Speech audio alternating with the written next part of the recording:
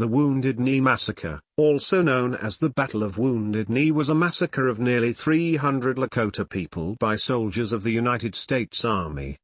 The massacre, part of what the U.S. military called the Pine Ridge Campaign, occurred on December 29, 1890, near Wounded Knee Creek, Lakota, Chakpopi-Wapala, on the Lakota Pine Ridge Indian Reservation in South Dakota, following a botched attempt to disarm the Lakota camp. The previous day, a detachment of the U.S. 7th Cavalry Regiment commanded by Major Samuel M. Whitside approached Spotted Elk's band of Minneconjou Lakota and 38 Hunkpapa Lakota near Porcupine Butte and escorted them 5 miles, 8 kilometers, westward to Wounded Knee Creek, where they made camp. The remainder of the 7th Cavalry Regiment, led by Colonel James W. Forsyth, arrived and surrounded the encampment. The regiment was supported by a battery of 4 Hotchkiss mountain guns. The army was catering to the anxiety of settlers who called the conflict the Messiah War and were worried the ghost dance signified a potentially dangerous Sioux resurgence. Historian Jeffrey Osler wrote in 2004, "Wounded Knee was not made up of a series of discrete unconnected events. Instead, from the disarming to the burial of the dead, it consisted of a series of acts held together by an underlying logic of racist domination." On the morning of December 29, the U.S. cavalry troops went into the camp to disarm the Lakota. One version of events maintains that during the process of disarming the Lakota, a deaf tribesman named Black Coyote was reluctant to give up his rifle, claiming he had paid a lot for it. Black Coyote's rifle went off at that point. The U.S. Army began shooting at the Lakota. The Lakota warriors fought back, but many had already been stripped of their guns and disarmed. By the time the massacre was over, more than 250 people of the Lakota had been killed and 51 were wounded, 4 men and 47 women and children, some of whom died later. Some estimates placed the number of dead as high as 300. 25 soldiers also were killed and 39 were wounded. 6 of the wounded later died. 19 soldiers were awarded the Medal of Honor specifically for Wounded Knee, and overall 31 for the campaign. 1213, in 2001, the National Congress of American Indians passed 2 resolutions condemning the military awards and called on the federal government to rescind them. The Wounded Knee National Historic Landmark, the site of the massacre, had been designated National Historic Landmark by the U.S. Department of the Interior. In 1990, both houses of the U.S. Congress passed a resolution on the historical centennial formally expressing deep regret for the massacre. Prelude. In the years leading up to the conflict, the U.S. government had continued to seize Lakota lands. The once large bison herds of the Great Plains, a staple of the Plains Indians, had been hunted to near extinction. Treaty promises to protect reservation lands from encroachment by settlers and gold miners were not implemented as agreed. As a result, there was unrest on the reservations. During this time, news spread among the reservations of a Paiute prophet named Wovoka, founder of the ghost dance religion. He had a vision that the Christian Messiah, Jesus Christ, had returned to Earth in the form of a Native American. According to Wovoka, the white invaders would disappear from native lands. The ancestors would lead them to good hunting grounds, the buffalo herds and all the other animals would return in abundance, and the ghosts of their ancestors would return to Earth. Hence the ghost dance. They would then live in peace. All this would be brought about by the performance of the slow and solemn ghost dance, performed as a shuffle in silence to a slow, single drum beat. Lakota ambassadors to Wovoka, Kicking Bear, and Short Bull, taught the Lakota that while performing the ghost dance, they would wear special ghost dance shirts, as had been seen by Black Elk in a vision. Kicking Bear misunderstood the meaning of the shirts, and said that the shirts had the power to repel bullets. Some tribes, including the Sioux, believed that a great earthquake and flood would occur which would drown all the whites. The ghost dance movement was a result of the slow but ever-present destruction of the Native Americans' way of life. Tribal land was being seized at alarming rates. The once numerous bison herds were nearly hunted to extinction. The entire livelihood of the Plains tribes revolved around the bison, and without the resources the animal offered, their cultures rapidly lost stability and security. This forced them to rely on the United States government to provide rations and goods, or else face starvation. The way of life of these independent people was rapidly fading. The ghost dance brought hope. The white man would soon disappear. The buffalo herds would return. People would be reunited with loved ones who had since passed away. The old way of living before the white man would return. This was not just a religious movement but a response to the gradual cultural destruction. U.S. settlers were alarmed by the sight of the many Great Basin and Plains tribes performing the ghost dance, worried that it might be a prelude to armed attack. Among them was the U.S. Indian agent at the Standing Rock Agency where Chief Sitting Bull lived. U.S. officials decided to take some of the chiefs into custody in order to quell what they called the Messiah craze. The military first hoped to have Buffalo Bill, a friend of Sitting Bull, aid in the plan, to reduce the chance of violence. Standing Rock agent James McLaughlin sent the Indian police to arrest Sitting Bull. On December 15, 1890, 40 Native American policemen arrived at Sitting Bull's house to arrest him. When Sitting Bull refused to comply, the police used force on him. The Lakota in the village were enraged. Catch the Bear, a Lakota, shouldered his rifle and shot Lieutenant Bullhead, who reacted by firing his revolver into the chest of Sitting Bull. Another police officer, Red Tomahawk, shot Sitting Bull in the head, and he dropped to the ground. He died between 12 and 1 p.m. After Sitting Bull's death, 200 members of his Hunk Papa band, fearful of reprisals, fled a Standing Rock to join Chief Spotted Elk, later known as Bigfoot, and his Miniconjou band at the Cheyenne River Indian Reservation. Spotted Elk and his band, along with 38 Hunk Papa, left the Cheyenne River Reservation on December 23 to journey to the Pine Ridge Indian Reservation to seek shelter with Red Cloud, fight an ensuing massacre. After being called to the Pine Ridge Agency, Spotted Elk of the Miniconjou Lakota Nation and 350 of his followers were making the slow trip to the agency on December 28, 1890, when they were met by a 7th Cavalry Detachment under Major Samuel M. Whitside southwest of Porcupine Butte. John Shang, a scout and interpreter who was half Lakota, advised the troopers not to disarm the Lakota immediately, as it would lead to violence. The troopers escorted the Native Americans about 5 miles, 8 kilometers, westward to Wounded Knee Creek where they told them to make camp. Later that evening, Colonel James W. Forsyth and the remainder of the 7th Cavalry arrived, bringing the number of troopers at Wounded Knee to 500. In contrast, there were 350 Lakota, 120 men and 230 women and children. The troopers surrounded Spotted Elk's encampment and set up 4 rapid-fire Hotchkiss-designed M1875 mountain guns. December 29, 1890. At daybreak on December 29, 1890, Forsyth ordered the surrender of weapons and the immediate removal of the Lakota from their zone of military operations to awaiting trains. A search of the camp confiscated 38 rifles, and more rifles were taken as the soldiers searched the Lakota. None of the old men were found to be armed. A medicine man named Yellow Bird allegedly harangued the young men who were becoming agitated by the search, and the tension spread to the soldiers. Specific details of what triggered the massacre are debated. According to some accounts, Yellow Bird began to perform the ghost dance, telling the Lakota that their ghost shirts were bulletproof. As tensions mounted, Black Coyote refused to give up his rifle. He spoke no English and was deaf and had not understood the order. Another Lakota said, "Black Coyote is deaf," and when the soldier persisted, he said, "Stop. He cannot hear your orders." At that moment, 2 soldiers seized Black Coyote from behind, and, allegedly, in the struggle, his rifle discharged. At the same moment, Yellow Bird threw some dust into the air, and approximately 5 young Lakota men with concealed weapons threw aside their blankets and fired their rifles at Troop K of the 7th.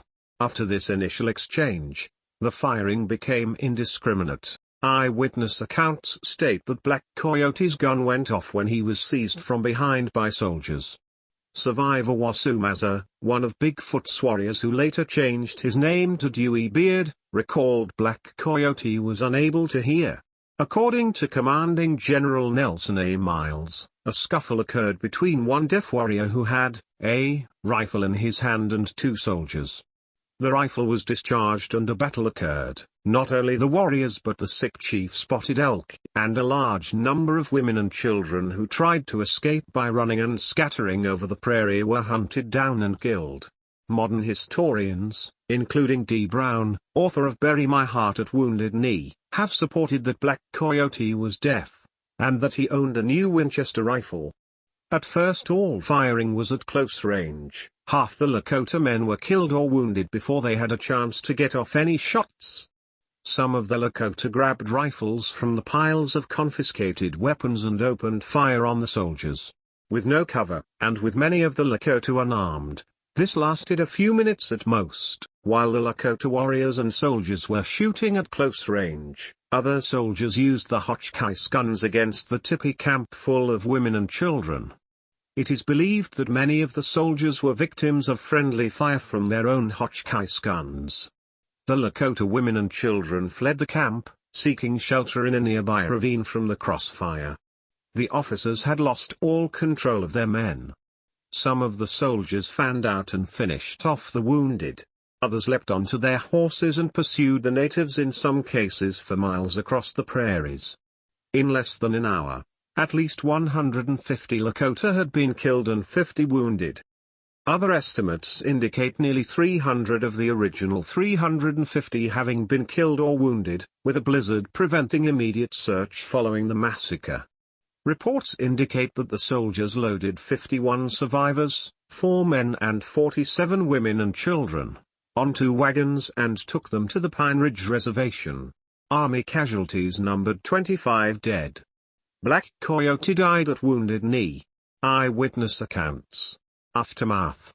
Following a 3-day blizzard, the military hired civilians to bury the dead Lakota. The burial party found the deceased frozen. They were gathered up and placed in a mass grave on a hill overlooking the encampment from which some of the fire from the Hotchkiss guns originated.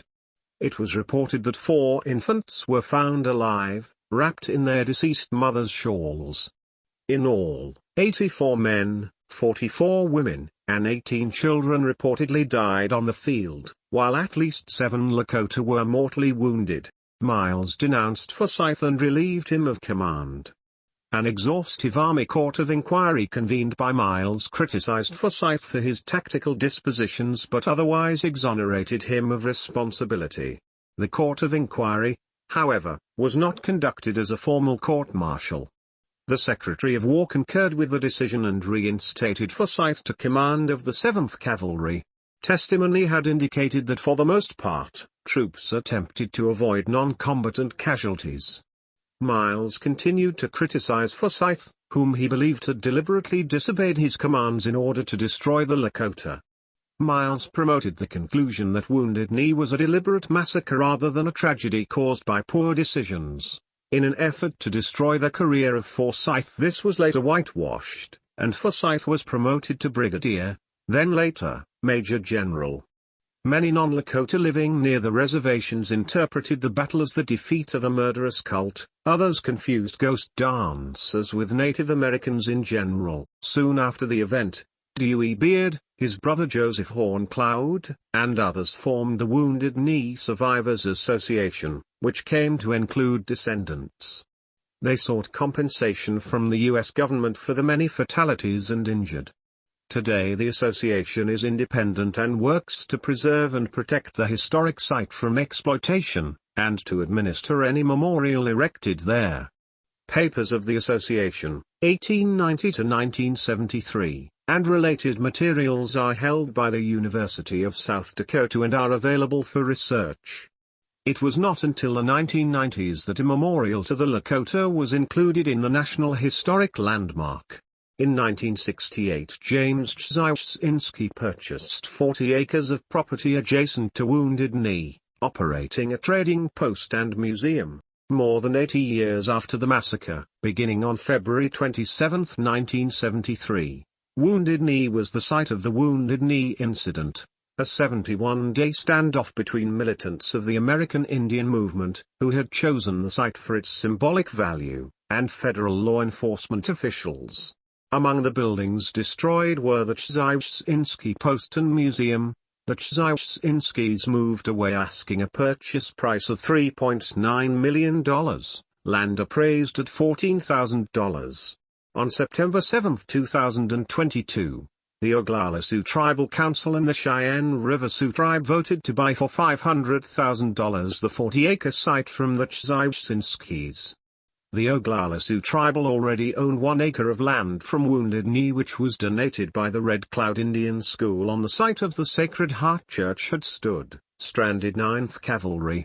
The battalion of 9th Cavalry was scouting near the White River, Missouri River tributary, about 15 miles, 24 kilometers, north of Indian Agency at Pine Ridge when the Wounded Knee massacre occurred, and rode south all night to reach the reservation. In the early morning of December 30, 1890, F, I, and K troops reached the Pine Ridge Agency. However, their Supply wagon guarded by D Troop located behind them was attacked by 50 Lakota warriors near Cheyenne Creek, about 2 miles or 3 kilometers from the Indian Agency. 1 soldier was immediately killed. The wagon train protected itself by circling the wagons. Corporal William Wilson volunteered to take a message to the agency at Pine Ridge to get help after the Indian scouts refused to go. Wilson took off through the wagon circle with Lakota in pursuit and his troops covering him. Wilson reached the agency and spread the alarm. The 9th Cavalry within the agency came to the aid the stranded troopers, and the Lakota dispersed. For his actions, Corporal Wilson received the Medal of Honor. Drexel Mission Fight. Historically, Wounded Knee is generally considered to be the end of the collective multi-century series of conflicts between colonial and U.S. forces and American Indians, known collectively as the Indian Wars.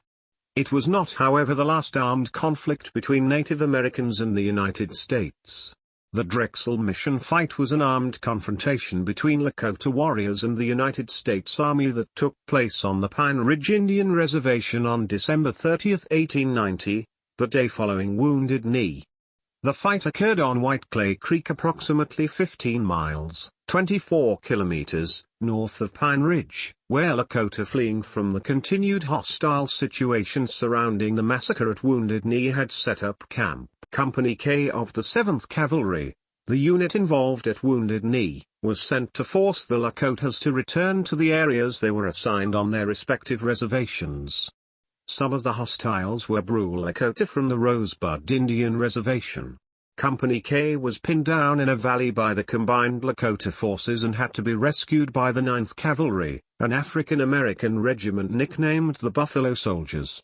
Among the Lakota warriors was a young Brule from Rosebud named Plenty Horses, who had recently returned from 5 years at the Carlisle Indian School in Pennsylvania. A week after this fight, Plenty Horses shot and killed Army Lieutenant Edward W. Casey, commandant of the Cheyenne Scouts, Troop L, 8th Cavalry. The testimony introduced at the trial of Plenty Horses and his subsequent acquittal also helped abrogate the legal culpability of the U.S. Army for the deaths at Wounded Knee. Winter Guards. The 9th Cavalry were stationed on the Pine Ridge Reservation through the rest of the winter of 1890–1891 until March 1891, lodging in their tents. By then, the 9th Cavalry was the only regiment on the reservation after being the first to arrive in November 1890. Medals of Honor. For this 1890 campaign, the U.S. Army awarded 31 Medals of Honor, 19 specifically for service at Wounded Knee. In the Nebraska State Historical Society's summer 1994 quarterly journal, Jerry Green construes that pre-1916 Medals of Honor were awarded more liberally. However, the number of medals does seem disproportionate when compared to those awarded for other battles.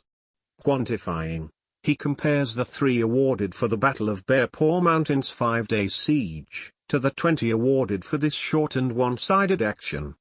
Historian Will G. Robinson notes that, in contrast, only 3 medals of honor were awarded among the 64,000 South Dakotans who fought for 4 years of World War II.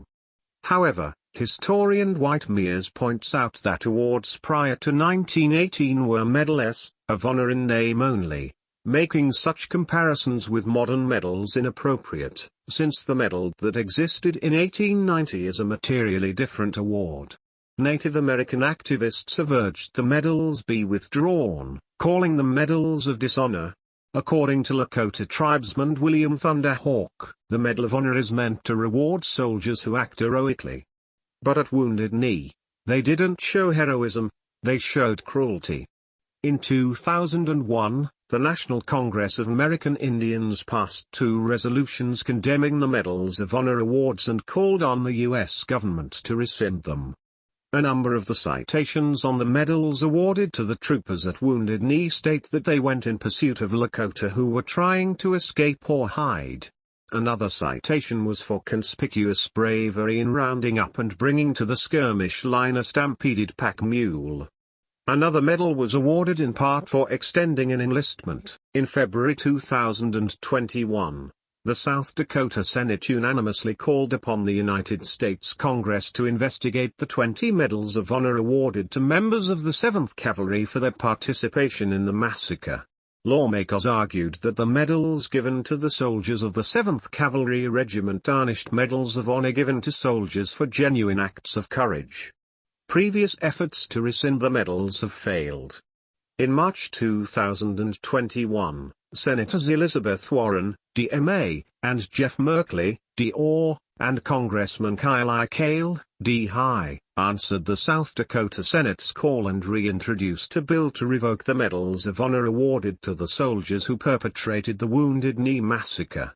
The provision was incorporated into the FY 2022 National Defense Authorization Act, but was removed in conference with the explanation that these Medals of Honor were awarded at the prerogative of the President of the United States, not the Congress. This effectively expressed that since adjudication authority was granted to the executive, that it was not the role of Congress to revoke medals. As a result, the bill failed due to a separation of powers conflict. An identical version of Remove the Stain was added to the National Defense Authorization Act for fiscal year 2023-2022, however, it was again removed from the final version of the defense bill by the Senate Armed Services Committee. In July 2024, Secretary of Defense Lloyd Austin ordered an internal review of each Medal of Honor awarded for Wounded Knee. Remembrance. Commemorations of Native American deaths. In 1891 the ghost shirt, thought to have been worn by one who died in the massacre, was brought to Glasgow, Scotland, by George C. Cridger, a Lakota Sioux interpreter with Buffalo Bill's Wild West show. He sold it to the Kelvin Grove Museum, which displayed the shirt until it was returned to Wounded Knee Survivors Association in 1998. St. John's Episcopal Mission Church was built on the hill behind the mass grave in which the victims had been buried, some survivors having been nursed in the then new Holy Cross Mission Church. In 1903, descendants of those who died in the battle erected a monument at the gravesite. The memorial lists many of those who died at Wounded Knee along with an inscription. Wounded Knee was declared a U.S. National Historic Landmark in 1965 and was listed on the U.S. National Register of Historic Places in 1966. Beginning in 1986, the group named Bigfoot Memorial Riders was formed where they will go to continue to honor the dead. The ceremony has attracted more participants each year and riders and their horses live with the cold weather, as well as the lack of food and water, as they retrace the path that their family members took to Wounded Knee. They carry with them a white flag to symbolize their hope for world peace, and to honor and remember the victims so that they will not be forgotten. 7th Cavalry Regiment. When the 7th Cavalry Regiment returned to duty at Fort Riley from Pine Ridge, South Dakota, the soldiers of the regiment raised money for a monument for members of the regiment killed at Wounded Knee. About $1,950 was collected, and on July 25, 1893, The monument was dedicated with 5,500 people in attendance. The stone edifice stands near Waters Hall, Order of Battle Gallery. In popular culture, massacre or battle. The incident was initially referred to as the Battle of Wounded Knee. Some Native American groups have objected to this description and refer to it as the Wounded Knee Massacre. The location of the conflict is officially known as the Wounded Knee Battlefield. The U.S. Army currently refers to it as Wounded Knee. Bury My Heart at Wounded Knee. In his 1931 poem American Names, Stephen Vincent Bennett coined the phrase "Bury My Heart at Wounded Knee." The poem is about his love of American place names, not making reference to the battle. When the line was used as the title of historian D. Brown's 1970 best-selling book, awareness was raised and Bennett's phrase became popularly associated with the incident. Since the publication of the book, the phrase "Bury My Heart at Wounded Knee" has been used many times in reference to the battle, especially in music, in other music, in film. The massacre has been referred to in films, including Thunderheart, 1992, Legends of the Fall, 1994, Hidalgo, 2004, and Hostiles, 2017. The 2005 TNT miniseries Into the West included scenes of the massacre. In 2007, HBO Films released a film adaptation of the D. Brown bestseller Bury My Heart at Wounded Knee. The 2016 film Neither Wolf Nor Dog has its climax at the massacre site and was filmed on location there.